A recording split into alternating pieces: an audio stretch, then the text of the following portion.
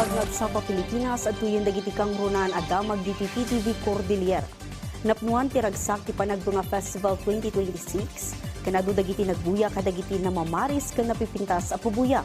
Naglapas mo ti babaen iti namaris a fireworks display. Daytoy ti detalye. Naglepas si may katalupulo a panagbunga babaen iti panang bigbig kadagiti nangabak iti nagduduma a kategorya ti pasalip. Napadayawan mo dagiti nagduduma a kamang ti gobyerno at timulong iti piyesta. Kastamot a naglepas ti makabulan ang market encounter iti Burnham Park kan ti makalawas a Session Road in Bloom. Kabayatan na nabigbig ti akam ti pulisya iti natalinaay a festival. Napadayawan mo dagiti na duma-duma nga organisasyon na kabinadang ti lokal a gobyerno kan ti BFFFI. Napakahirap po nito, nagtatrabaho ka na, binabash ka pa, iniintriga ka pa. Pero tuloy-tuloy lang ang kanilang mga trabaho dito para sigurado maging maayos. Kaya po sana yung mga mahilig umintas, mahilig umintriga, sana in 2027, please join us and be part of the Panagbunga Executive Committee and Organizing Committee para you can share your bright ideas as well at makatulong kayo sa amin. Kinunamat ni Chairman for Life ti Baguio Flower Festival Foundation Incorporated, Congressman Mauricio Dumogan, ang matalantan amin a banag iti maangay a post-evaluation tapno maamuan no kasanupay dagitoy ang mapasayaat. Malaking challenge because as we move on, we have to ensure na yung Panagbunga coming will be at least an improvement of the previous Panagbunga.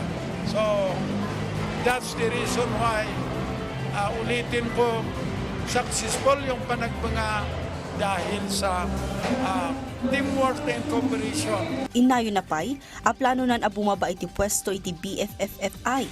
Nupay kasta? Alam mo, gusto kong sana they should replace me.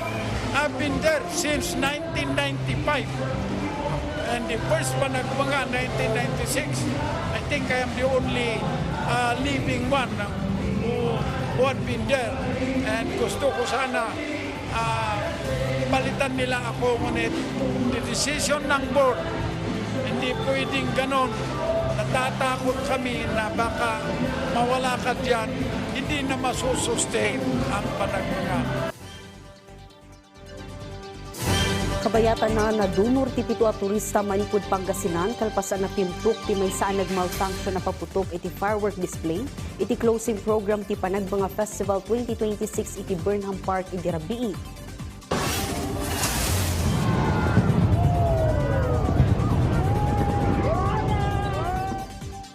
Kabayatan tinaragsak a panagbuy-buya dagiti nga individual iti fireworks display kella at Happy New Year!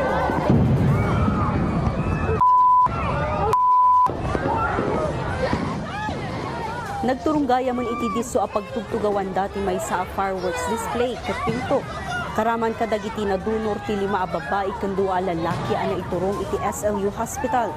Nagsagrap dagiti biktima iti first degree ken second degree burn iti rupa daken iti na duma-duma a paset ti bagida. Ti may sa akadakwada ket na-admit iti ospital gapu iti nakaru a sugat. Naalaan iti cellphone video ti may sa biktima ti mismo a panagputok ti firework iti sangwanan dagitoy. Nakamonitor met dagiti panakabagiti operator ti fireworks display iti kasasaad dagiti biktima ken inkarida at tumulong da iti panagpa-ospital dagiti nadangran. Dagita dagiti kang runan at damdamag diti PTV Cordillera i-like, i-follow ka nag-subscribe iti social media platforms ti PTV Cordillera iti Facebook, TikTok ken YouTube. Para iti PTV balita ngayon sa probinsya, siya ni Audrey Villena, may bagnal daw.